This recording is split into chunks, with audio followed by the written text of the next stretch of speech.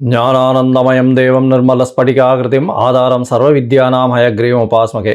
Next gen YouTube channel நேயர்களுக்கு astro KS ஐயங்காரின் பணிவான நமஸ்காரங்கள். மாத பலன் விஸ்வாவசு வருஷம் தை மாதம் 15/1/2026 12/2/2026 வருடம் உண்டான பலன்கள். மாத பலன்னு சொல்லும்பொழுது மாத கிரகங்களான சூரியன், செவ்வாய், புதன் மற்றும் சுக்கிரனுடைய மாறுதல்களை வச்சு சொல்லக்கூடிய பலன்கள். இந்த மாதத்தில் வரக்கூடிய கோள் சாரம் என்ன, இந்த மாதத்தில் வரக்கூடிய விசேஷ நாட்கள் என்ன அப்படின்றத பார்க்கலாம். முதல்ல இந்த மாதத்தில் வரக்கூடிய கோள் சாரம் என்ன அப்படின்றத பார்க்கும்பொழுது, காலபுருஷ தத்துவத்தின் 3வது ராசியான மிதுன ராசியில் குரு வக்கரகதி அடைகிறார், வக்கரத்தில் இருக்கார்.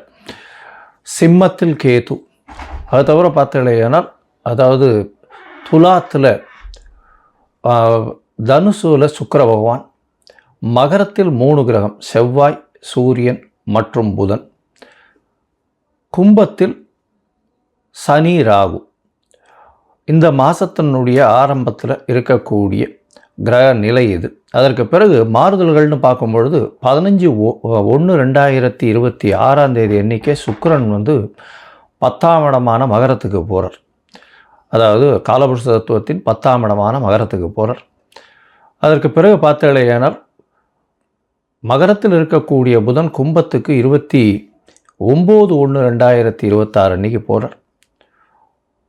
மறுபடியும் சுக்கிரன் மகரத்திலிருந்து கும்பத்துக்கு போகிறார். கும்பத்தில் பார்த்தோம்னா 4 கிரகங்கள் ஆறுது. எப்போ அப்படின்னா, அதாவது 7/2/2026 அன்றைக்கி சுக்கிரனும் கும்பத்துக்கு போயிடுறார். சனி, சுக்கிரன், ராகு மற்றும் புதன் 4 கிரகங்கள் 7/2/2026 இருக்குது. இந்த மாதத்தில் ஒரு பெரிய விசேஷம் என்னென்னா, சூரியன், செவ்வாய் இந்த 2 கிரகங்களும் மகரத்திலே ஃபுல்லாக இருக்கார் இந்த காலகட்டத்தில். இந்த மாதத்தில் வரக்கூடிய விசேஷ நாட்கள் அப்படின்னு பார்க்கும்பொழுது 15/1/2026 அன்றைக்கி உங்களுக்கு பொங்கல் பண்டிகை, அதாவது உத்தராயண புண்ணிய காலம், அதாவது உத்தராயணம் தட்சிணாயணம்னு 2 பாதியாக வருஷத்தை பிரிச்சிருக்கா. அதில் உத்தராயணம்ன்றது தேவர்கள் விழித்து கொள்ளும் நாள்னு சொல்லக்கூடியது. எல்லா விதமான சுப காரியங்களும் செய்யக்கூடிய காலகட்டமாக இந்த மாதம் அமையிறது. உத்தராயணம் தை பிறந்தால் வழி பிறக்கும்னு சொல்லக்கூடியது. உத்தராயணத்தில் எல்லா விதமான ஏற்றங்களும் இருக்கும். தை மாதம் முதல் நாள் பொங்கல் பண்டிகை, அதாவது உழவர்களுக்கு பெரிய திருநாளாக சொல்லக்கூடியது. அதாவது அவங்க சூரிய நமஸ்காரம் பண்ணக்கூடிய காலகட்டம். இந்த வாட்டி பார்த்தலையானால் துவாதசி அன்னைக்கு வருது. அதாவது தை பொங்கல் துவாதசி 15/1/2026 துவாதசி கேட்ட நட்சத்திரம் வேறு வருது. இந்த பொங்கல் வைக்கக்கூடிய சரியான நேரம் பார்த்தலையானால் 9:30 10:30 சுக்கிரஹோரை, சுபஹோரையான வியாழக்கிழமையில் வரக்கூடிய சுபஹோரை. இது 9:30 10:30 மணி வருது. இது ஒரு நல்ல நேரமாக சொல்லக்கூடியது. குளிகை நேரமாக இருந்தாலும் இது ஒரு நல்ல நேரம். குளிகை நேரம் நல்ல சம்பவங்கள் நடக்குமே ஆயின் அது மறுபடியும் வரக்கூடிய வாய்ப்புகள் மிகவும் அதிகம். அதனால் பொங்கல் பானை வைக்கக்கூடிய நல்ல நேரம்னு சொல்லக்கூடியது காலை 9:30 10:30 மணிக்குள்ளே வைக்கிறது ரொம்பவுமே சிறந்தது. இந்த காலகட்டத்தில் உங்கள் எல்லாருக்கும் என்னுடைய பொங்கல் நல்வாழ்த்துக்களை சொல்கிறேன். நல்லபடியாக இருங்கோ. இந்த மாதத்தில் வரக்கூடிய மற்ற விசேஷங்கள்னு பார்த்தோம்னா 16ஆம் தேதி பிரதோஷம், காணும் பொங்கல்னு சொல்லுவாள். அது தவிர மாட்டுப்பொங்கல், இது எல்லாம் 16ஆம் தேதியே. அதுக்கப்புறம் வள்ளுவர் தினம், இதெல்லாம் வருது. அது தவிர பார்த்தீங்கன்னா இந்த மாதம் 25/1/2026 அன்றைக்கி ரத சப்தமி, சூரியன் தேர் சக்கரம் திரும்பக்கூடிய நாள். அன்னியிலிருந்து வெயில் ரொம்பவும் அதிகமாகக்கூடிய காலகட்டம். அதாவது சூரியன் இவ்வளவு நாளாக அதாவது தெற்கிலிருந்து வடக்கிலிருந்து வடகிழக்குக்கு மாறுறார் அவர். இந்த காலகட்டம் கிழக்கு பக்கமாக போகக்கூடியதுனால இந்த காலகட்டத்தில் பார்த்தாலேயானால் வெயில் ஏறக்கூடிய காலகட்டமாக இருக்கும். 26/1/2026 நம்மளுடைய அதாவது ரிப்பப்ளிக் டே. அதாவது இந்தியா சுதந்திரம் வாங்கி அதுக்கப்புறம் ரிப்பப்ளிக் 1950 வாங்கினது. இப்போ 2026ஆம் வருஷம் இப்போது ரிப்பப்ளிக் டே. இது ஒரு பெரிய விசேஷம். அதாவது அரசாங்கம் அப்படின்னு சொல்லக்கூடியது, அதாவது ஆல் ஓவர் இந்தியா ஒரே ஒரு ஒருமைப்பாட்டின் கீழே இருக்கக்கூடிய ரிப்பப்ளிக் டே கொண்டாடக்கூடிய காலகட்டம்.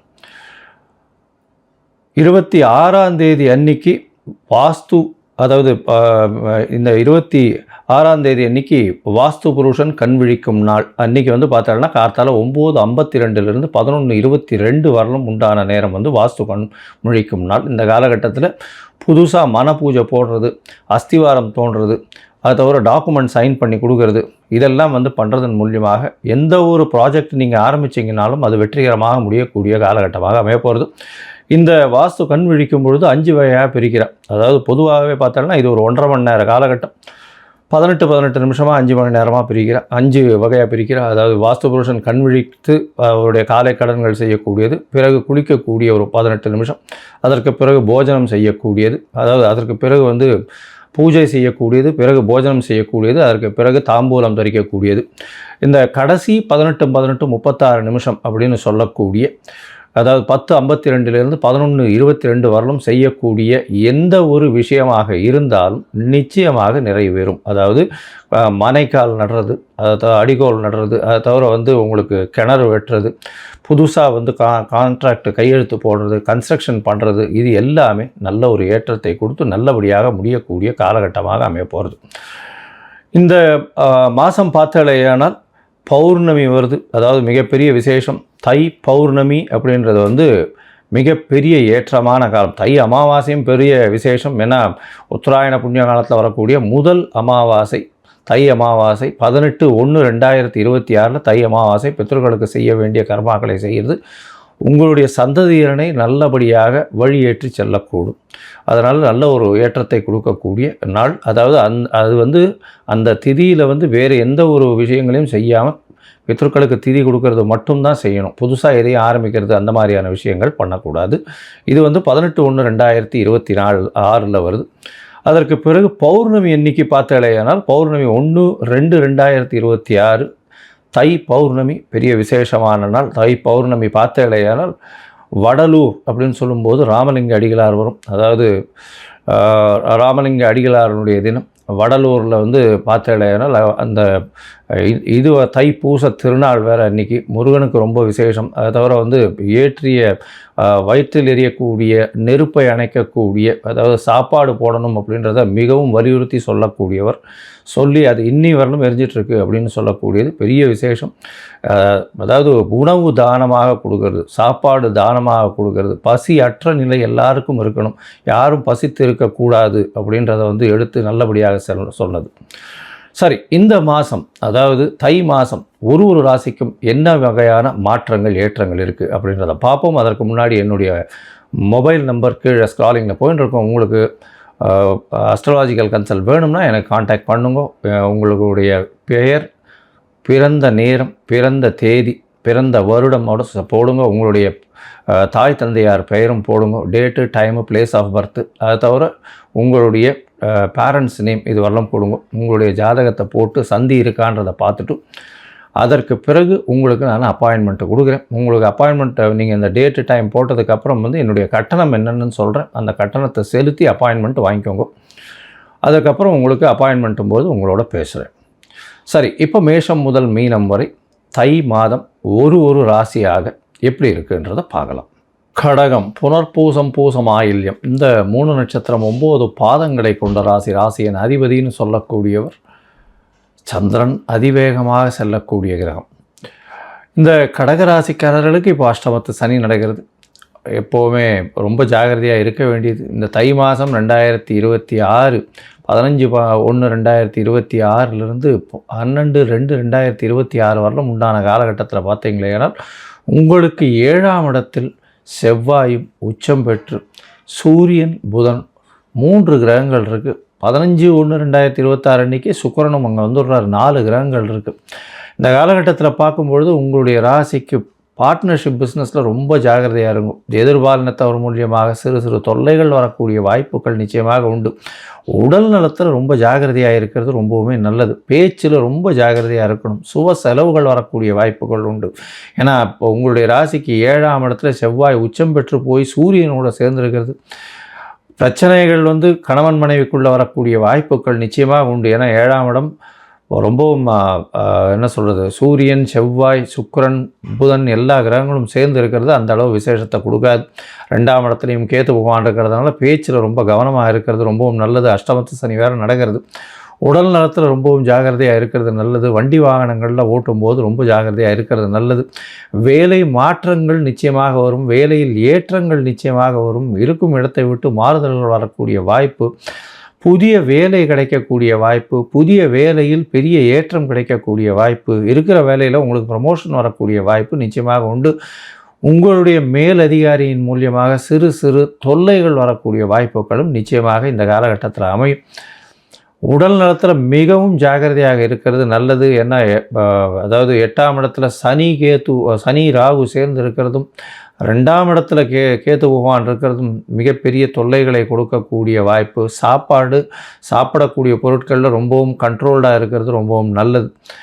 வயிறு சம்பந்தமான உபாதைகள் வரக்கூடிய வாய்ப்புகள் நிச்சயமாக இருக்கும். ராசிக்கு 2ஆம் அதிபதியும் 7ஆம் இடத்துல போய் நிற்கிறது அந்த அளவு விசேஷத்தை கொடுக்காது. பண வரவு சற்று தாமதமாக இருக்கும். சிறு சிறு பிரச்சனைகள் வரக்கூடிய வாய்ப்புகள் இந்த காலகட்டத்தில் அமைய போகிறது. உங்களுடைய ராசிக்கு பார்த்தலையானால், அதாவது 5ஆம் அதிபதி 5 அதிபதினு சொல்லவர் 7ஆம் இடத்துல உச்சம் பெற்று போகிறதுனால பார்ட்னர்ஷிப் கன்சர்னில் தொழிலில் அதாவது தொழிலில் பார்த்தீங்களேயானால் கூட்டு தொழிலில் புதுசாக இன்வெஸ்ட்மெண்ட் பண்ண வேண்டிய கட்டாயம் வருமானால் பணத்திற்கு சற்று முடை இருக்கக்கூடிய வாய்ப்பும், சுப செலவுகள் வரக்கூடிய வாய்ப்புகளும் இந்த காலகட்டத்தில் நிச்சயமாக அமையும். இந்த காலகட்டத்தில் பார்க்கும்பொழுது உங்களுடைய முயற்சிகள் வெளிநாடு, வெளியூர், வெளிமாநிலம் செல்லக்கூடிய வாய்ப்புகள் நிச்சயமாக கிடைக்கும். தந்தையின் மூலியமாக சிறு சிறு தொல்லைகள் வரக்கூடிய வாய்ப்பு, தந்தையின் சொத்துக்கள் கையில் வரும் நினச்சிட்டு இருப்பீங்க, அது வரக்கூடிய வாய்ப்புகள் சற்று தாமதமாகக்கூடிய காலகட்டமாக அமைய போகிறது. உங்களுடைய ராசிக்கு தொழிலில் லாபங்கள் வரக்கூடிய வாய்ப்பு. ஏன்னா 10, 11 அதிபதி அப்படின்னு சொல்லக்கூடியவர் செவ்வாயும் சுக்கிரனும் சேர்ந்து இருக்கிறதுனால சொந்த தொழில் பண்ணுறவங்களுக்கு நல்ல ஒரு ஏற்றம் இருக்கக்கூடிய காலகட்டமாக இருக்கும். இருந்தாலும் தொழிலில் சிறு சிறு பிரச்சனைகள் வரும், இன்வெஸ்ட்மெண்ட் பிரச்சனைகள் வரும், அதீதமான உடல் உழைப்பு போட வேண்டிய கட்டாயம் ஏற்படக்கூடிய காலகட்டமாக அமைய போகிறது. மொத்தத்தில் பார்க்கும்போது இந்த கடகராசிக்காரர்களுக்கு ரொம்பவும் ஜாகிரதையாக இருக்க வேண்டிய காலகட்டம். ஏன்னா 8ஆம் இடத்துல சனி பகவான், அஷ்டமத்து சனி, கடைசியில் இன்னும் ஒரு மாதம் இருக்கார். இந்த காலகட்டத்தில் ஜாகிரதையாக இருக்கிறது ரொம்பவுமே நல்லது. உடல் நலத்தில் சற்று ஜாகிரதையாக இருக்கணும். பேச்சில் ரொம்ப ஜாகிரதையாக இருக்கிறது நல்லது. குடும்பத்தில் சற்று கணவன் மனைவிக்குள்ள பேச்சில் கொஞ்சம் பிரச்சனைகள் வரக்கூடிய வாய்ப்பு. 7ஆம் இடத்துல சூரியனும் செவ்வாயும் சேர்ந்து இருக்கக்கூடிய காலகட்டம். செவ்வாயும் சுக்கிரனும் சேர்ந்து இருக்கிறதுனால தொழிலில் சொந்த தொழிலாக இருந்தால் லாபங்கள் அதிகமாக வரும். இருந்தாலும் இன்வெஸ்ட்மெண்ட் அதிகமாக போட வேண்டிய கட்டாயம் இருக்கக்கூடிய காலகட்டமாக இருக்கும். வெளியூர், வெளிமாநிலம், வெளிநாடு சென்று வரக்கூடிய வாய்ப்புகள் இந்த காலகட்டத்தில் நிச்சயமாக அமையும். அது தவிர கூட்டு தொழிலில் ரொம்ப ஜாகிரதையாக இருங்க. ஆப்போசிட் செக்ஸில் இருக்கிறவர்களுக்கு மூலியமாக பிரச்சனைகள் வரும். அதாவது பெண்ணிற்கு ஆண் மூலியமாகவும் ஆணிற்கு பெண் மூலியமாகவும் பிரச்சனைகள் வரக்கூடிய வாய்ப்புகள் நிச்சயமாக உண்டு. தூக்கம் கெடக்கூடிய வாய்ப்பு. ஏன்னா 12ஆம் இடத்துல குரு 6ஆம் அதிபதி போய் இருந்தாலும் வக்கரகதியில் இருக்கிறதுனால தூக்கம் கெடக்கூடிய வாய்ப்பு. உடல் நலத்தில் சர்க்கரை அளவு, அது தவிர பிளட் ப்ரெஷர் அளவெல்லாம் கொஞ்சம் ஜாகிரதையாக பார்த்துக்கோங்க. நிச்சயமாக சர்க்கரை அளவு கூடக்கூடிய வாய்ப்பு. லிவர் சம்பந்தமான, வயிறு சம்பந்தமான உபாதைகள் வரக்கூடிய வாய்ப்புகள் நிச்சயமாக இந்த காலகட்டத்தில் அமையும். இந்த காலகட்டத்தில் உங்களுக்கு சந்திராஷ்டமம் வரக்கூடிய நாட்கள் அப்படின்னு பார்த்தாலேயானால் 21/1/2026 23/1/2026 வரலும் உண்டான காலகட்டம்.